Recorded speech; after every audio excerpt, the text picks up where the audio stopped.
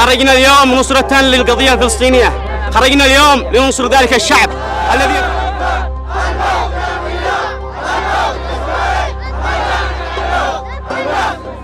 Gaza में Israeli क्रूरता के खिलाफ विश्व भर में प्रदर्शन हो रहे थे।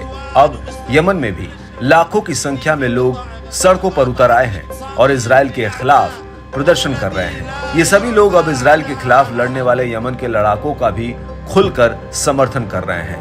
यमन के लड़ाकों ने यह भी इशारा दे दिया है कि अब वो इजरायल के खिलाफ अपने हमले तेज करेंगे और दूसरी तरफ उन्होंने इजरायल का साथ देने वाले अमेरिका पर दबाव बनाने के लिए रेड सी के जहाजों पर भी हमला शुरू कर दिया है।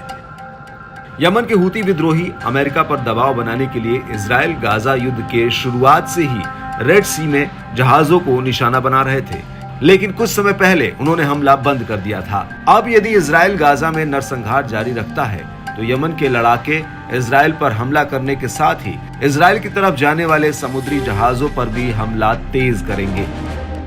एक रिपोर्ट के मुताबिक यमन के हूती विद्रोहियों ने ताजा हमला कच्चे तेल वाले एक टैंकर पर किया है। ब्रिटिश सुरक्षा फर्म एम्ब्रे ने शनिवार को कहा कि उसे जानकारी मिली है कि यमन के मोखा से लगभग 10 समुद्री मील दक्षिण पश्चिम में पनामा झंडा लगे हुए एक कच्चे तेल टैंकर पर हमला किया गया है।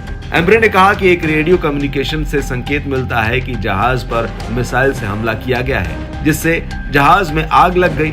एम्ब्रे ने एक एडवाइजरी नोट में कहा कि आसपास के जहाजों को सावधानी बरतने और किसी भी संदिग्ध गतिविधि की रिपोर्ट करने की सलाह दी गई थी। इससे पहले भी लाल सागर में एक जहाज पर हमले की खबर है।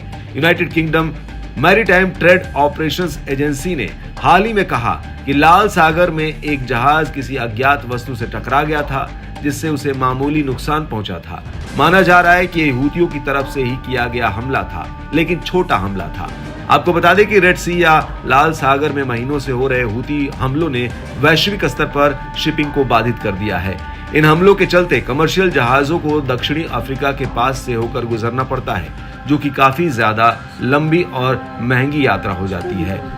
हालांकि हूती हमलों के जवाब में अमेरिका और ब्रिटेन भी हूती ठिकानों पर हमले कर रहे हैं, लेकिन एक बार बंद हो चुके हूती हमलों को दोबारा शुरू करने से एक डर ये भी पैदा हो गया है कि मिडिल ईस्ट को अस्थिर करने के लिए इजराइल हमास युद्ध फैल सकता है। आपको बता दें कि युद्ध जैसा दिख रहा है ऐसा है नहीं। इस युद्ध को लड़ रहे इजराइल और हमास के अलावा इसके पीछे से भी कुछ देश युद्ध लड़ रहे हैं और अपना हित साध रहे हैं, क्योंकि लड़ाई सिर्फ इन्हीं दो के बीच होती तो अब तक शायद खत्म हो जाती। लेकिन पर्दे के पीछे से युद्ध के जो असल खिलाड़ी हैं, शायद अभी तक उनके उद्देश्य पूरे नहीं हुए। इसी वजह से बीते 7 महीनों से भी अधिक समय से अब तक युद्ध जारी है।